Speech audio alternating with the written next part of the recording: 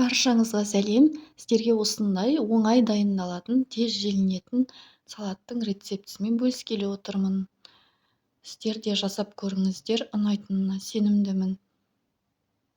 Ең алдымен қиярды дәл видеодағыдай жіңішке етіп бірнеше бөлікке бөлеміз. Содан соң кубик етіп ұсақтап тураймыз.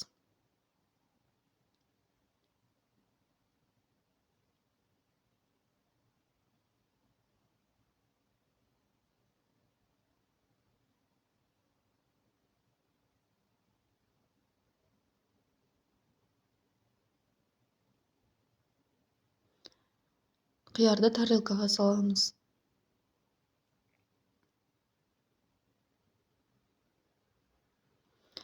Ендігі кезекте қызанақты да видеодағыдай бірнеше бөлікке бөлеміз.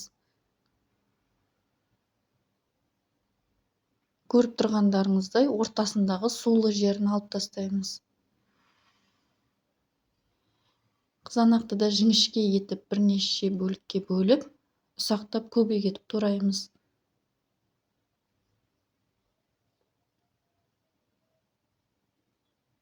Қиярдың жанына орналастырамыз.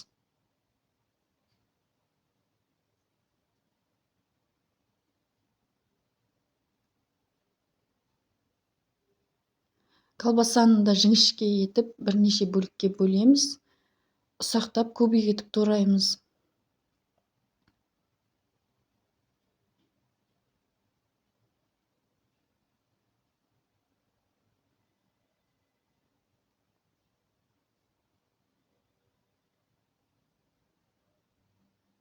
Тарелкаға саламыз. Содан соң бұл жерде мен хрустка хлопьясының қантсыз түрін қолдандым. Және кукуруз саламыз.